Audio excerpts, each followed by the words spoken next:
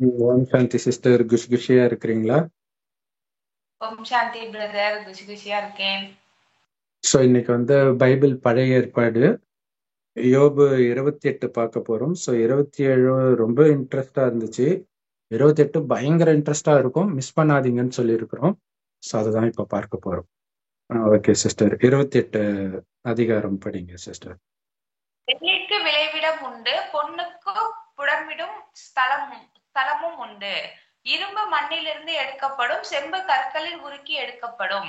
மனிதன் அந்தகாரத்திலும் மரண இருளிலும் இருக்கிற கற்களை கடையாந்தரம் மட்டும் ஆராய்ந்து தேடி இருளுக்கும் அங்கே முடிவுண்டாக்குகிறான். கடக்க கூடாததும் நிலையாததுமான ஆறு எழுப்பினாலும் முளைப்பாளியானவன் அதை மனுஷரால் வற்றி போக பண்ணி செல்லுகிறான். பூமியின் மேல் ஆகாரம் விளையும், அதன் கீழ் இடங்களில் இருக்கிறவைகளோ அக்கினியால் மாறினது போல் இருக்கும். அதன் கல்லுகளில் இந்திர நீலம் விளையும், அதன் பொடியில் பொன் பொடிகளும் உண்டாயிருக்கும். ஒரு வழியுண்டு, அது ஒரு பட்சிக்கும் தெரியாது. வல்லூரின் கண்ணும் அதை கண்டதில்லை. துஷ்ட மிருகங்களின் கால் அதில் படவில்லை. சிங்கம் அதை கடந்ததில்லை. அவன் தன் கைகளை கற்பாறையின் மேல் நீட்டி மலைகளை வேரோடே புரட்டுகிறான். கண்மலைகளுக்குள்ளும் நீர்க்கால்களை வெட்டுகிறான். அவன் கண் விலை உயர்ந்த எல்லாவற்றையும் காணும். ஒரு துளியும் கசியாதபடி ஆறுகளை அடைக்கிறான். மறைவிடத்தில் இருக்கிறதை வெளிச்சத்திலே கொண்டு வருகிறான். ஆனாலும் ஞானம் கண்டெடுக்கப்படுவது எங்கே? புத்தி விளையாடுகிற இடம் எது? அதன் விலை மனுஷனுக்கு தெரியாது. அது ஜீவன் உள்ளோருடைய தேசத்திலே அகப்படுகிறதில்லை. ஆழமானது, அது என்னிடத்தில் இல்லை என்கிறது. சமுத்திரமானதும் அது என்னிடத்தில் இல்லை என்கிறது. அதற்கு ஈடாக தங்கத்தை கொடுக்கவும் அதற்கு கிரயமாக வெள்ளியை நிற்கவும் கூடாது. ஒப்பீரின் தங்கமும் விலையேற பெற்ற மேதகமும் இந்திர நீலக்கல்லும் அதற்கு ஈடல்ல. பொன்னும் பளிங்கும் அதற்கு ஒப்பல்ல. பசுமொன்னா பரணங்களுக்கு அதை மாற்றக்கூடாது. பவளத்தையும் ஸ்படிகத்தையும் அத்தோட ஒப்பிட்டு பேசலாகாது. முத்துக்களை பார்க்கிலும் ஞானத்தின் விலை உயர்ந்தது. எத்தியோப்பியாவின் புஷ்பகாரம் அதற்கு நிகரல்ல. பசுமொன்னும் அதற்கு சரியல்ல. இப்படி இருக்க ஞானம் எங்கே இருந்து வரும்? புத்தி தங்கும் இடம் எங்கே? அது ஜீவனுள்ள சகலருடைய கண்களுக்கும் ஒளித்தும் ஆகாயத்து பறவைகளுக்கு மறைந்தும் இருக்கிறது. நாசமும் மரணமும் நாங்கள் எங்கள் காதுகளினாலே மாத்திரம் அதன் கீர்த்தியை கேட்டோம் என்கிறது. தேவனோ அதன் வழியை அறிவார். அதன் ஸ்தானம் அவருக்கே தெரியும். அவர் பூமியின் கடையாந்தரங்களை பார்த்து வானங்களின் கீழ் இருக்கிறதை எல்லாம் காண்கிறார். அவர் காற்றுக்கு அது நிறைய நியமித்து, ஜலத்துக்கு அதன் அளவை பிரமாணித்து, மழைக்கு திட்டத்தையும் இடிமுழக்கத்தோட கூடிய மின்னலுக்கு வழியையும் ஏற்படுத்துகிறார். அவர் அதை பார்த்து கணக்கிட்டால், அதை ஆராய்ந்து ஆயப்படுத்தி மனுஷனை நோக்கி, இதோ ஆண்டவருக்கு பயப்படுவதே ஞானம், பொல்லாப்பை விட்டு விலகுவதே புத்தி என்றார் என்று சொன்னான். இதுவுமே வந்து யோபுவே தான் பேசிட்டு இருக்காரு. 27 மிஸ் பண்ணிடாதீங்க சகோதர சகோதரிகளே, ரொம்ப அற்புதமானது. யோபு உண்மையிலே நல்லவனா கெட்டவனான்ற ரகசியம் அதுலதான் இருக்கு. ஸோ அது அவசியம் பாருங்க. இதுல வந்து ஒரு விஷயம்தான் ஃபுல்லாவே இருக்கும். என்ன அப்படின்னா, ஒரு பாட்டு வரும், ஒன்று எங்கள் ஜாதியே ஒன்று எங்கள், எம்ஜிஆர் காலத்து பாட்டு, எம்ஜிஆர் பாட்டுன்னு தெரியல. அதுல பாத்தீங்கன்னா, ஒரு நாளை மனிதன் 7 உலகை ஆளப் போகிறான், விண்ணுக்கு போயிட்டான், இதை பண்ணிட்டான், அது இதுன்ட்டு அப்படியே அவனுடைய பெருமையை பேசிக்கிட்டே இருக்கும். அந்த பெருமைகள்லாம் இங்க பைபிள்ல வருது. எங்கெங்கயோ போனான், மண்ணுல இருந்து தங்கத்தை எடுத்தான், செம்பை எடுத்தான், எல்லாத்தையும் கண்டுபிடிச்சிட்டான். அதாவது விலை உயர்ந்த பொண்ணு விளையறதுக்கு ஒரு இடம் இருக்குது. அந்த மாதிரி வெள்ளி விளையறதுக்கு ஒரு இடம் இருக்குது. ஆனால் இந்த கடவுளுடைய ஞானம் இருக்குது, அது எங்க இருக்குது? இதுதான் இங்க இந்த ஃபுல்லா கேட்கிற விஷயம். இதுதான், விலை உயர்ந்த வெள்ளிக்கு கூட இந்த இடத்துக்கு போனா கிடைக்கும், தங்கத்துக்கு கூட இங்க போனா கிடைக்கும். ஆனா இந்த கடவுளுடைய ஞானம் எங்க கிடைக்கும்? மனிதனுடைய புத்தினால அவன் இதெல்லாம் கண்டுபிடிச்சிட்டான். தங்கம் வரைகிற இடம், மரண இருள்ல இருக்கிறத கூட போய், அதுதான் அந்த மைன்ல போய் தங்க சுரங்கமா இருக்கட்டும், அல்லது இப்ப இந்த நிலக்கரி எடுக்கிறது எல்லாமே உள்ள இருட்டா தானே இருக்கும் இல்லையா? அவன் லைட்டை போட்டுட்டு இந்த நெத்தியில இதை வச்சுட்டு போய் அப்படி எல்லாம் எடுப்பாங்க. இது கரண்ட் வர்றதுக்கு முன்னாடியே எடுக்க ஆரம்பிச்சிருப்பாங்க இல்லையா? நிறைய விஷயங்கள் அப்பெல்லாம் எப்படி எடுத்திருப்பாங்கன்றதே ஆச்சரியமா, மரண இருளா தானே இருக்கும் இல்லையா? அப்பெல்லாம் எப்படி இருந்திருக்குது பாருங்க. அப்ப அப்ப இருளே இல்லாத மாதிரி, அதாவது நைட்டு தூங்குறோம். அந்த நார்வே வந்து அங்க சூரியன் மறையவே மறையாதுன்னுவாங்க. 24 மணி நேரம் சூரியன் இருக்கும்ட்டு. எப்படி தூங்குவாங்க தெரியல. சோ அந்த மாதிரி மனிதன் நைட்டு வந்தா கூட இப்ப எங்க தூங்குறானுங்க இல்லையா? எல்லாம் இன்டர்நெட் அது இதுன்ட்டு திருடனுக்கு இப்ப அதனாலதான் அவன் வேற விதமா கொள்ளையடிக்க வேண்டியதா இருக்குது. எந்த நேரமும் இதுங்க முழிச்சுட்டு இருக்குதுங்க, எவனோ ஒருத்த போன நோண்டிட்டு இருக்கிறான் அப்படின்ட்டு. அப்ப இருளுக்கே முடிவு பண்ணிட்டான். அவன் பாட்டுக்கு முழிச்சிட்டு இருந்து எதாத்தையும் எடுத்துக்கிட்டே இருக்கிறான் இரவு பகல் பார்க்காம. அதே மாதிரி ஆத்த கடக்கவே முடியாது. ஆனா அவன் உழைப்புனால அதை கூட வற்றி போக செய்யறான். அந்த மாதிரி எல்லாம் பண்றாங்க அப்படின்றாங்க. அதாவது ஆற்று தண்ணீரையே வற்ற செய்யறதுன்றது வந்து கற்பனை கெட்டாத விஷயம். அல்லது கடல் தண்ணியே வற்ற வைக்கிறது, அதுவும் தானே பண்ணியிருக்கிறாங்க. கடல் மேல கட்டப்பட்டதுதான் மலேசியா, சிங்கப்பூர், நிறைய மும்பையே அப்படி கட்டப்பட்டதுதான் இல்லையா? அங்க அத தண்ணி அப்படி உறிஞ்சி எடுத்து அது மேல மண்ணை போட்டு உருவாக்கி இருக்கிறாங்க. முடியாததெல்லாம் சாத்தியப்படுத்துறான் மனுஷன். சோ பூமியின் மேல ஆகாரம் விளையுது. ஆனா அதுக்கு கீழே அக்னியினால் மாறினது போல இருக்கும் அப்படிங்கிறாங்க. இதுல என்ன ஒரு விஷயம்னா, இந்த மாதிரி ஏதோ ஒண்ணு அது பூமி வந்து அப்படி உள்ள பிழம்பு இருக்கும் அப்படின்னு தான் இப்பயும் சொல்றாங்க. இப்ப இதை வச்சுட்டு பாருங்க, பைபிள் கரெக்டா சொல்லிருச்சு, பைபிள் சத்தியம். குரான் அப்படிதான், கர்ப்பத்துல வந்து புழுவா இருந்துச்சு, அதை கேட்டுட்டு நான் முஸ்லீம் மதமா மாறிட்டேன். அது அந்தந்த மதத்தை சார்ந்தவர்களுக்கு ஏதோ ஒரு காரணம் கிடைக்கணும், அவ்வளவுதான் அந்த விஷயம். சோ இப்ப இந்த சரி, ஓகே, இத சொல்லியிருக்கிறாங்க. அடுத்தது அதான ஒரு அற்புதம் தானே இல்லையா? மேல வந்து நெல் விளையுது, கரும்பு விளையுது, எல்லாம் விளையுது. ஆனா கீழே நெருப்பா இருக்குது. அதுக்கும் கீழே பாத்தீங்கன்னா தண்ணி ஓடுது, நதி மாதிரி கீழே தண்ணி ஓடுது, மோட்டர் போட்டு எடுக்கணும், எல்லாமே ஒரு அற்புதமா தான் இருக்குது. சோ பாருங்க, அதன் கல்லுகளில் இந்திர நீலம் விளையும். சோ இதெல்லாம் வந்து விலை உயர்ந்த கற்கள், ரத்தினம், வைரம், அந்த மாதிரி ஒரு கற்கள் சொல்றாங்க. சோ இதெல்லாம் அந்த கல்லுல இருக்குது. ஆனா அதற்கான வழி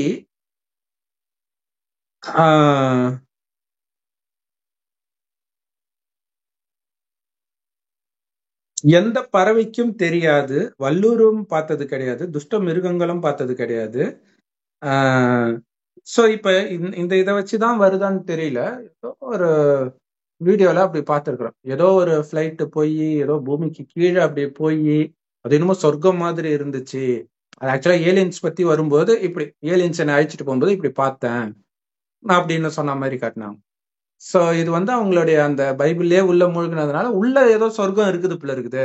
ஆக்சுவலா இங்க என்ன சொல்ல வராங்கன்னா, பூமிக்கு அடியில அது இருக்குதுன்னு சொல்றாங்க சொர்க்கத்தை. பூமிக்குள்ள அந்த மாதிரி அதை வந்து யாருமே பார்த்தது கிடையாது, அது உள்ள கிடையாது, பூமி மேலேயே அப்படி மாறும், சொர்க்கமாக இருக்கும். அதான் நம்ம சொல்றோங்க, 2000 வருஷம் இதே பாரத பூமி சொர்க்கமா இருக்கும். இப்ப நரகமானது காரணம் காம, கோபம், கெட்ட குணங்கள் வந்துச்சு. அங்க எப்படி வராம இருந்துச்சுன்னா, ஆத்மான்ற உணர்வுல இருந்தோம், உடல் உணர்வுக்கே வரல. ஆத்மான்றது உயிர், அது நட்சத்திரம் மாதிரி இங்க இருக்கனால தான் போட்டு வைக்கிற பழக்கம். சோ ஒருவரை ஒருவர் ஆத்மானு பார்த்துட்டு இருப்போம். கடவுள் சொர்க்கமா மாத்திட்டு போவார் ஒவ்வொரு 5000 வருஷத்துக்கு ஒரு தடவை. நம்மளும் சொர்க்கத்துக்கு போறதுக்கு தகுதிப்படுத்திட்டு போறாரு. என்ன சொல்றாரு, மறுபடியும் ஆத்மான்னு ஒண்ணு வந்து என்னை நினைவு செய்யுங்க. அவர் செம்பொன் நிறமான ஒளி உலகத்துல நட்சத்திரம் மாதிரி இருக்காரு.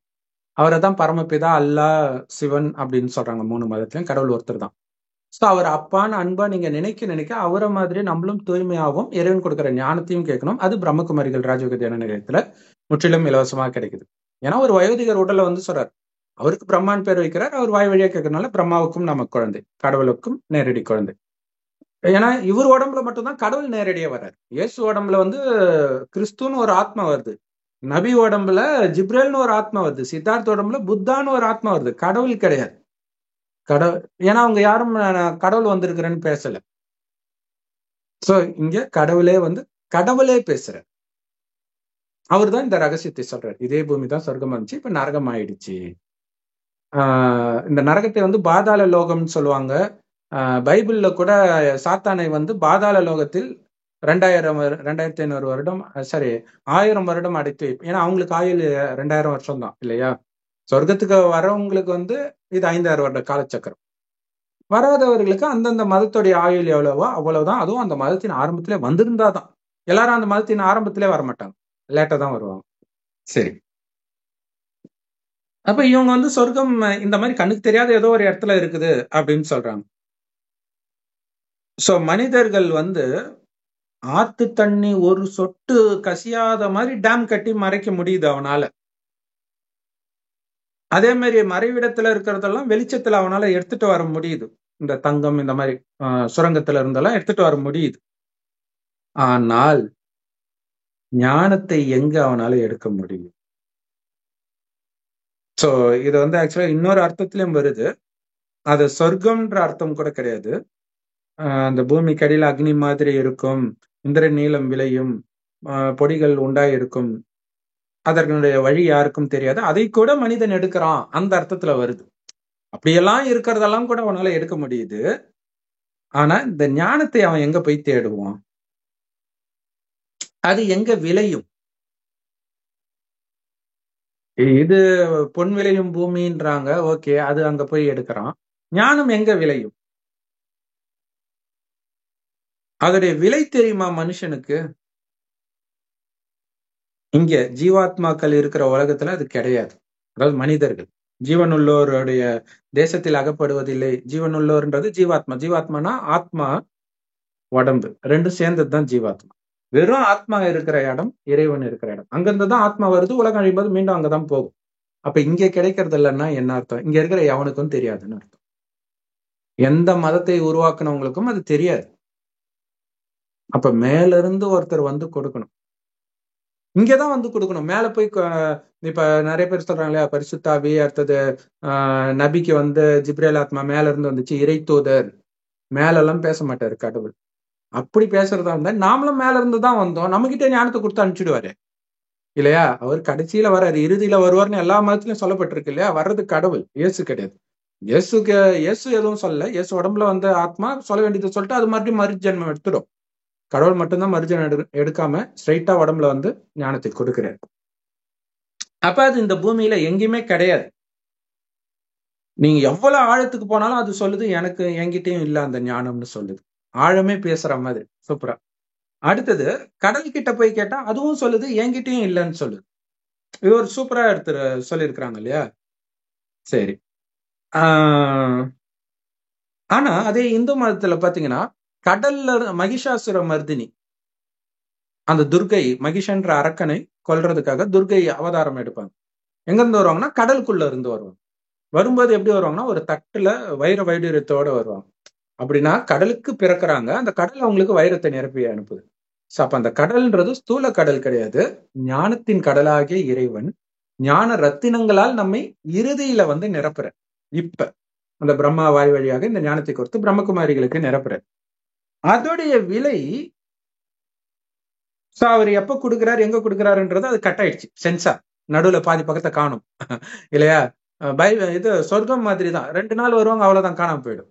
இயேசு பார்ப்பார், அதோட பார்த்தா 30 வயசுல காட்டுவாங்க. சோ அப்படிதான் இருக்கும், அங்கங்க ஸ்லைட்டா தெளிச்சு இருக்கும், அவ்வளவுதான். அப்ப இறைவன் கொடுக்கிற ஞானம் தங்கத்தை கொடுத்தாலும் அதுக்கு ஈடாகாது, வெள்ளியையும் அதுக்கு ஈடாக வைக்க முடியாது. அப்படின்னா என்ன, அவ்வளவு வெயிட்டா இருக்குமா? கிடையாது, அவ்வளவு மதிப்பு ஒப்பற்றது. கடவுள் சொல்றாருல, நான் சொல்லும் ஒரு வார்த்தையும் கோடிக்கணக்கான மதிப்பு வாய்ந்தது. அந்த அருமை தெரியல உங்களுக்கு, இல்லைன்னா அதை நினைக்க நினைக்க உங்களுக்கு அப்படி ஒரு ஆனந்தம் இருக்கும். சொர்க்கம் ஆனந்தமான உலகம், ஆனா இந்த இறைவன் ஞானம் கொடுக்கிற ஆனந்தத்தை அது கொடுக்க முடியாதுன்ற. சொர்க்கத்துல துக்கமே இருக்காது, ஆனா துக்கம் நிரம்பிய உலகத்தில் அந்த துக்கத்தின் சாயல் கூட வராத மாதிரி ஆனந்தமா வச்சிருக்கிறாரு கடவுள். எவ்வளவு பெரிய விஷயம் இல்லையா? அப்ப விலை உயர்ந்த தங்கம், கோமேதகம், இந்திர நீலக்கல், சோ இதெல்லாம் அந்த ரத்தினங்கள், நவ ரத்தினங்கள் சொல்றாங்க இல்லையா, இதெல்லாம் கூட அந்த ஞானத்துக்கு ஈடு கிடையாது. பொண்ணு பளிங்கு எதுவுமே ஈடு கிடையாது. பசும் பொண்ணு ஆபரணங்களை கொடுத்தும் அதை நீங்க ஈடா வாங்க முடியாது.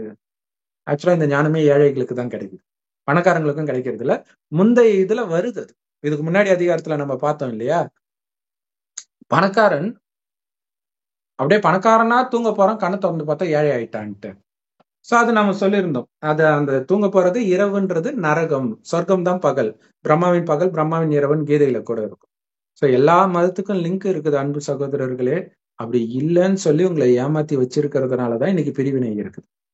லிங்க் இருக்குதுன்னு தெரிஞ்சாலே நீங்க அமைதியாயிடுவீங்க. ஏன்னா கடவுள் ஒருத்தர்னா அவருடைய ஞானம் எல்லாத்துலயும் தெளிக்கப்பட்டிருக்கோம்ல, ஒரு ஒரு துளி விழுந்திருக்கோம்ல.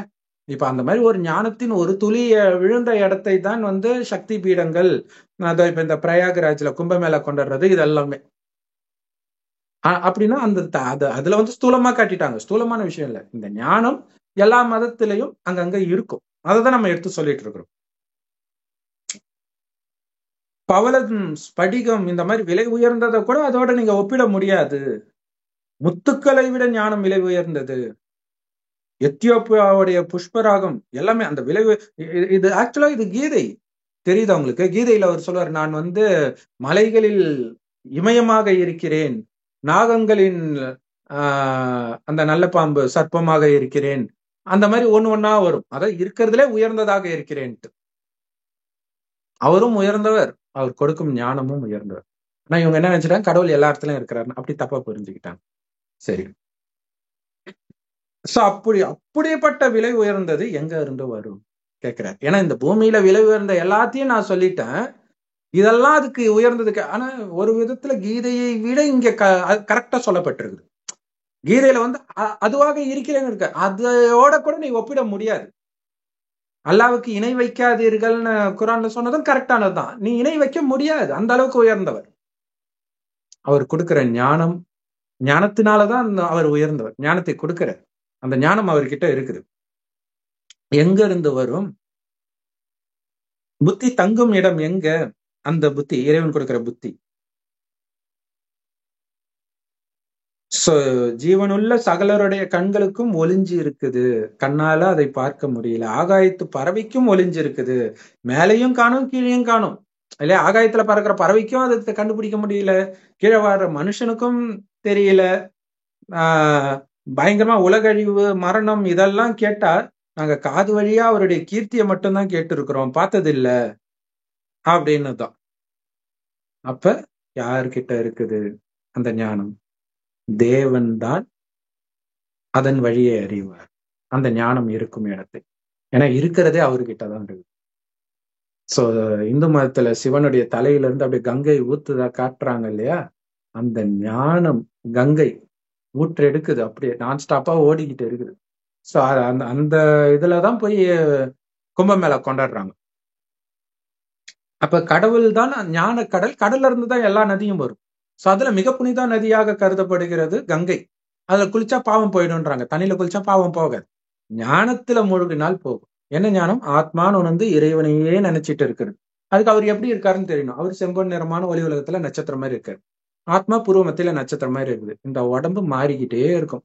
ஆண் உடலை எடுப்போம், பெண் உடலை எடுப்போம், ராஜாவா பிறப்போம், வேலைக்காரனா பிறப்போம், மாறி மாறி மாறி. ஆனா மனிதனா தான் பிறப்பான். இந்து மதத்துல சொன்ன மாதிரி வெவ்வேறு விலங்குகளாகோ செடி கொடியாலும் பிறக்கிறது கிடையாது. அது மனிதர்களுடைய கற்பனை, அவ்வளவுதான். சோ அப்ப அந்த ஸ்தானம் எங்க இருக்குது? ஞானம் இருக்கிற ஸ்தானம் கடவுள் கிட்ட இருக்குது. அவரு இருக்கிற இடம் இது. ஆனால் அவரே இந்த ஞானத்தை கீழே வந்தாதான் கொடுக்க முடியும். வாய் இல்லாம அவராலையும் பேச முடியாது, காது இல்லாம நம்மாலையும் கேட்க முடியாது. அதனால மேலேயே அவர் அனுப்பிச்சாருன்றது மனிதர்களுடைய கற்பனையை தவிர வேற எதுவும் கிடையாது. சரி, அது மதங்களை உருவாக்குறது. அது எப்படி நடக்குதுன்னா, கடைசியில எல்லா மதஸ்தவர்களும் ஞானத்தை எடுப்பாங்க. உலகம் அழிஞ்சிடும். அழியும் போது டக்குன்னு உயிர் பிரிஞ்சிடும். அந்த இயக்கத்திலே போறதுனால அந்த மதம் மறுபடியும் எப்ப வரணுமோ, 3000 வருஷம் கழிச்சு சொர்க்கம் முடிந்த பிறகுதான் கிறிஸ்தவ மதம் வரும். 5000 வருட காலச்சக்கரத்துல 3000 முடிந்த பிறகுதான் வருமே. சோ அப்ப ஏற்கனவே இருக்கக்கூடிய ஒரு மனிதன், இயேசுன்ற மனிதன் உடம்புல கிறிஸ்துன்ற ஒரு ஆத்மா வந்து இப்ப கேட்ட ஞானத்தை ஏதோ கொஞ்சம் ஞாபகம் வச்சிருக்கிறத அப்படி அப்படி அப்படி அப்படி தூவி விட்டுட்டு போயிடுது. சோ அதுல கொஞ்சம் கரெக்டாவும் இருக்கும். நீங்க பைபிள்ல புதிய ஏற்பாடு பாத்தீங்கன்னா, இந்த மலை பிரசங்கத்தை தவிர வேற எதுலையுமே ஞானம் வந்து டக்குன்னு தெரியற மாதிரி இருக்காது. இருக்கும், பட் அது வந்து டக்குன்னு புரியாது. மலை பிரசங்கத்துல அப்படி டைரக்டா இருக்கும். ஒரு கண்ணத்தை இருந்தாலும் மறு கண்ணத்தை காட்டு, அந்த மாதிரி இருக்கும். சரி, அவர் பூமியின் கடையாந்தரங்களை பார்த்து வானங்களின் கீழ் இருக்கிறதை எல்லாம் பார்க்கிறார். இப்ப வானத்தின் கீழ் இருக்கிறதா அவர் பார்க்கிறாருன்னா அப்ப அவர் மேல இருக்கிறார் வந்துடுது இல்லையா? சோ குரான்லயுமே அந்த மாதிரி அவரு மேல இருக்கிறாரு, அவருக்கு கீழே தான் இந்த பூமியில இருக்குது. பட் மேலனாலும் எங்க கரெக்டா எங்க? இன்னொன்னு சயின்ஸ் வந்து கேட்டா இங்க மேல கீழே எல்லாம் கிடையாதுப்பா, சயின்ஸ்ல ஸ்பேஸ் எல்லாம் அங்கங்க தொங்கிட்டு இருக்கு, இதுல எங்க மேல கீழேன்றவாங்க இல்லையா? சரி. அவர் காற்று வந்து இவ்வளவு வேகத்துலதான் அடிக்கணும், ஜலம் வந்து இதோ இந்த கடல் இந்த அளவுல தான் இருக்கணும், இதெல்லாம் அவர் தீர்மானிக்கிறார். இதெல்லாம் கடவுளுடைய வேலை கிடையாது. அதாவது அவரு இல்லாமல் அவர் நின்றி அணுவும் அசையாதுன்றாங்களே, அதுதான் இங்க வேற வார்த்தையில வருது. ஆனா அதெல்லாம் அவருடைய வேலை கிடையாது. உங்களுக்கு சரி எது தவறு எதுன்னு கத்து கொடுத்துட்டு போயிடுறாரு. நீங்க சரியா இருக்கிற வரைக்கும் எல்லாமே சரியா இருக்கும். நீங்க தப்பா இருக்கும்போது இயற்கையெல்லாம் அது வேலையை காட்ட ஆரம்பிக்கும். அப்பதான் இயற்கை சீற்றம் எல்லாமே வருது. மற்றபடி மழை ஒரு வருஷத்து மழை ஒரே நாள்ல கொட்டி தீர்க்கிறது இதெல்லாம் கடவுள் பண்ணிட்டு இருக்கிறாரா? கிடையாது. ஆனா அது தானாவே நடக்கும். இவங்க பொல்யூஷன்ஸ் எல்லாம் என்ன வேணாலும் சொல்லலாம், ஆனா மனிதனுடைய குணம் மாற மாற அதெல்லாம் நடக்க ஆரம்பிச்சிடும். இடி முழக்கத்தோட கூடிய மின்னலுக்கு வழியையும் அவர் ஏற்படுத்துறாரு. அதை ஒருத்தன் போயிட்டு இருக்கிறான் பாரு, அவன் மேல ஊந்து அவனை சாவடி, இதுவா கடவுளுடைய வேலை? இல்ல இடி விழுந்து இறக்குறாங்க இல்லையா, இது கடவுளுடைய வேலை கிடையாது. அதே மாதிரி அமெரிக்கால அந்த காட்டுத்தீ, ஒரு இடி விழுந்துச்சுன்னா முடிஞ்சு போச்சு, ஊரே காலி, அப்படியே தீ பரவிக்கிட்டே இருக்குது. சோ இது கடவுளுடைய வேலை கிடையாது. இது வந்து நம்மளுடைய கர்ம கணக்கு. ஆனா அப்படி யார் பேரையாவது சொல்லணும், சாத்தான் பண்றான்னு சொல்லலாம், கடவுள் கிடையாது. சோ அவர் அதை பார்த்து கணக்கிட்டாரு. இன்னும் புதிய ஏற்பாடுல உன்னுடைய தலை மயிரெல்லாம் எண்ணப்பட்டு இருக்குது, கடவுளுக்கு இதுவா வேலை? உங்க முடியெல்லாம் எண்ணிட்டு இருக்கிறது அவருடைய வேலை. ஆனா அதோடைய உண்மையான அர்த்தம் என்னன்னா, ஏற்கனவே எல்லாம் நிச்சயிக்கப்பட்டிருக்குதுன்னு அர்த்தம். இத கடவுள் பண்றது கிடையாது. சரி, ஏன் நிச்சயிக்கப்பட்டிருக்குன்னா இந்த 5000 வருடத்துல என்ன நடக்குதோ அதேதான் திரும்ப திரும்ப நடக்குதுன்னு கடவுள் சொல்றாரு. 5000 வருஷம் முன்னாடி இதே ஞானத்தை, இதே நேரம், இதே வீடியோவை நாங்க போட்டிருப்போம். ஒவ்வொரு 5000 வருஷம் கழிச்சு இதே 2025 இதே வீடியோ தான் போட்டுட்டு இருப்போம். சோ அந்த அளவுக்கு துல்லியமாக நடந்ததே நடக்குது. அதனாலதான் நிறைய பேருக்கு வந்து முன்கூட்டியே நடக்க இருக்கிறது தெரியும். அது முந்தைய கல்பம், 5000 வருடம்ன்றது ஒரு கல்பம். முந்தைய கல்பத்துல நடந்தது சிலருக்கு அப்படி எமர்ஜ் ஆகுது. ஒரு படத்தை சின்ன வயசுல பார்த்துட்டு இப்ப பெருசாகி நீங்க அதை பார்க்கும்போது இது எங்கேயோ பார்த்த மாதிரி இருக்குது, இதுக்கப்புறம் இதுதானே வரும்னு நினைப்பீங்க, அது வரும். இதேதான் அங்க நடக்குது. சரி, சோ அதை நினைச்சிட்டு நிறைய பேர் நினைச்சுக்காங்க எனக்கு 3வது கண் திறந்துருச்சு. 3வது கண்ணுன்றது ஞானம், ஆத்மான்ற ஞானம். ஆத்மாலதான் மனம் புத்தி இருக்குது. சோ அந்த புத்தியினால ஆத்மாவை பாருங்கன்றதுதான் சிவனுக்கு நெற்றிக்கண் 3வது கண் கொடுத்திருக்கிறது. மற்றபடி அவருக்கு அந்த மாதிரி உடம்புலாம் கிடையாது. லிங்கம் தான் கரெக்டானது, ஜோதி ஸ்வரூபம் தான் இறைவனுடைய ரூபம், ஆத்மாவின் ரூபமும் அதேதான். அதனாலதான் என் சாயல் குமாரனை படைத்தேன்றாரு. அது கூட ஆத்மாவை அவர் உருவாக்கல, அவருடைய குணத்தை நமக்கு கொடுக்கிறார். அதுதான் என் சாயல்னு சொல்றது. மற்றபடி ஆத்மா பரமாத்மா எப்பவுமே இருப்போம். சரி,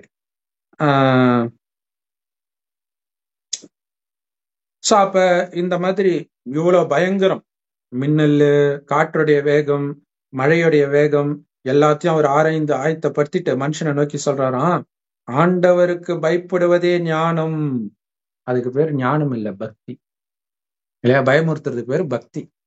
இவ்வளவு நேரம் நடந்தது பக்தி தான். கடந்த 2500 வருடமா நரகத்துல நடந்ததுதான் பக்தி. ஆனால்தான் பாதாள தெய்வங்கள்ட்டு இந்து மதத்துல இருக்கும். இப்ப யாரெல்லாம் வழிபடுறாங்களோ அவங்களாம் பாதாள தெய்வம்னு இருக்கும். அது இயேசு வழிபட்டாலும் சரி, சிவனையே வழிபட்டாலும் சரி, அது பக்தி தானே. சிவன் யாருன்னு தெரியாம தானே பண்ணிட்டு இருக்கிறாங்க. சோ இப்ப இறைவன் வந்து கொடுப்பதுதான் ஞானம். அது என்ன ஞானம்? இது துக்கம் நிரம்பிய உலகம், இதுல இருந்து நீங்க தப்பிங்க, கடவுளுக்கு பயப்படத்தால, நீங்க செய்த பாவங்கள் இருக்கு இல்லையா, அதுல இருந்து விலகணும், அந்த பயம் இருக்கணும், அதுக்கு இறைவன் நினைவிலேயே இருக்கணும். சோ அதுதான் கடைசி நேரத்துல மார்கண்டேயன் சிவலிங்கத்தையே கட்டி பிடிச்சிட்டு இருக்கிற மாதிரி ஒரு போட்டோ கூட பார்த்திருப்பீங்க. சோ அப்ப என்னன்னா, இந்த கடைசி நேரம் உலக அழிவின் போது இறைவனுடைய நினைவிலே இருந்து நம்ம பாவத்தை அழிக்கிறதுன்னு அர்த்தம். அப்ப காமம், கோபம், பற்று, பேராசை, அகங்காரம் எதுவுமே இருக்கக்கூடாது. ஒரு பெண்ணை இச்சையா பார்த்தாலே நீ விபச்சாரம் பண்ணிட்டேன்றார். அப்படின்னா என்ன அர்த்தம்? இச்சையா பாக்குறது தான் இருக்கிறதுலே மிகப்பெரிய குற்றமாக எல்லா மதமும் சொல்றது விபச்சாரம் தான். அப்ப அதுதான் மிகப்பெரிய பாவம், இச்சையா பாக்குறதே. அப்ப இதுக்கு பயப்படுங்க. அப்ப என்ன தெரியுமா சொல்லுவாங்க? இல்ல கடவுள் வந்து பலகீனமாவே படிச்சுட்டாரு அப்படின்னுவாங்க. என்ன சொல்றது? பொல்லாப்பை விட்டு விலகுவதே புத்தி. ஓகே, பொல்லாப்புனா என்ன தெரியாது. உடல்ன்ற உணர்வுல வந்து இந்த காமம், கோபம், பற்று, பேராசை, அகங்காரத்தின் வசப்பட்டு பண்ற எல்லாமே பாவம் தான். சோ அதுல இருந்து நீங்க விலகி இருக்கணும். சோ இதை இறைவன் தினம் தினம் சொல்றார். எல்லா பிரம்மகுமாரிகள் ராஜயோக தியான நிலையத்திலும் முற்றிலும் இலவசமாக கிடைக்குது. சர்ச்சில் வந்து உண்டியில அப்படியே எடுத்துட்டு வரோம். இந்து கோயிலையாவது உண்டியில இருக்கும், நீங்க இஷ்டம் போட்டீங்கன்னா போட்டுங்க, போடலன்னா போங்க. யாரும் வந்து உண்டியில போய் போடுங்கன்னு சொல்லவே மாட்டாங்க. ஆனா நீங்க சர்ச்சுக்கு போனனாலே உங்க கையில காசு இருந்தாதான் போக முடியும். ஏன் முன்னாடி வந்து இப்படி இப்படி அந்த துணியிலே உண்டியல் மாதிரி இப்படி பண்ணி வச்சிருப்பாங்க, கையில பிடிச்சுக்குவாங்க. ஒவ்வொருத்தரா காட்டிட்டு போது என் கையில காசு இல்லைன்னா அடுத்தது என்னுடைய தன்மானம் அங்க போக விடுமா? என்ன ஒரு மாதிரி பார்க்க மாட்டாங்க எல்லாரும்? இந்த மாதிரி வேலையெல்லாம் கடவுள் கிட்ட கிடையாது. முழுக்க முழுக்க ஃப்ரீ. பிரம்மகுமாரிஸ் முரளி தமிழ், இங்கிலீஷ், எந்த லாங்குவேஜ் வேணாலும் போடுங்க. யூடியூப்ல இருக்கும், வெப்சைட்ல டெக்ஸ்ட்ல நீங்க பார்க்கலாம், பிரம்மகுமாரி சென்டருக்கும் போகலாம். முழுக்க முழுக்க ஃப்ரீ. ஏன்னா நடத்துறது நம்மளுடைய அப்பா இல்லையா? எங்க இருக்குதுன்னு தேடிக்கிட்டு இருக்கிறார். இங்க வந்துட்டார் கடவுள். இப்ப இதெல்லாம் பக்தி. தேடி தேடி அலைஞ்சாலும் உங்களால அடைய முடியாது. அது கரெக்டு தான். நீங்களா தேடினா கிடைக்காது. தேடினால் கண்டடைவீர்கள். எதுல வருது? பைபிள் புதிய ஏற்பாடுல வருது. இயேசு சொன்னார். அப்ப அது தப்பு நீங்க சொல்லப்பட்டிருக்குதா? இதோடைய இதுவே என்னன்னா, இயேசு சொன்னது தப்புன்னு சொல்லுது, வேற ஒண்ணுமே கிடையாது. தேடினால் கண்டடைவீர்கள், தட்டினால் திறக்கப்படுவோம். எங்க போய் தட்டுறது? எதை போய் தட்டுறது? இல்லையா? சோ இறைவனே வரும்பொழுது நீங்க கண்டுபிடிச்சீங்கன்னா உண்டு. அதை விட்டுட்டு நீங்க எவ்வளவு தேடினாலும் கடைசி வரைக்கும் உங்களை அலைய விடுறதுதான் பக்தி. கரெக்டா சொன்னா எல்லா மதமும் பாருங்க, இந்து மதம் பாருங்க, இந்த கோயில் போ, அந்த கோயில் போ, இவங்க இந்த சர்ச்சு போ, அந்த சர்ச்சு போ, அதே மாதிரி மெக்காவுக்கு போ, ஹீப்ரூக்கு அது என்னது ஜெருசலேமுக்கு போ. அங்க 3 மதத்துக்காரங்களும் அடிச்சுக்கிட்டு இருக்கிறாங்க. இப்படி அடிக்க வைக்கிறது தான் பக்தி. ஏன்னா உருவாக்குனது சாத்தான் இல்லையா? ஏற்கனவே ஒன்னா இருக்கக்கூடிய மக்கள் கிட்ட நிறைய மொழிகளை சாத்தான் உருவாக்கணும்ட்டு பைபிள்லயே இருக்கும். அதாவது பிரிவினையை உருவாக்குறது, ஒவ்வொரு மதத்தை உருவாக்குறது. சாத்தானுடைய சாமர்த்தியம் பாருங்க. மொழியை உருவாக்கணும்னு சொன்னதுக்கு பதில் மதத்தை உருவாக்கணும்னு சொல்லியிருந்தா உஷாராயிட்டு இருப்பாங்க இல்லையா? மதத்திற்கேற்ற மொழி தானே இருக்குது, அதை சொல்லல. அதான் அவனுடைய சாமர்த்தியம். புத்தி உள்ளவங்க புரிஞ்சுக்குவாங்க. ஓம் சாந்தி. தேங்க்ஸ் ஃபார் வாட்சிங். செம அற்புதமானது. 27ம் 28ம் ஒன்னா பாருங்க, செம சூப்பரா இருக்கு. Thank you sister. ஓம் சாந்தி. ஓம் சாந்தி.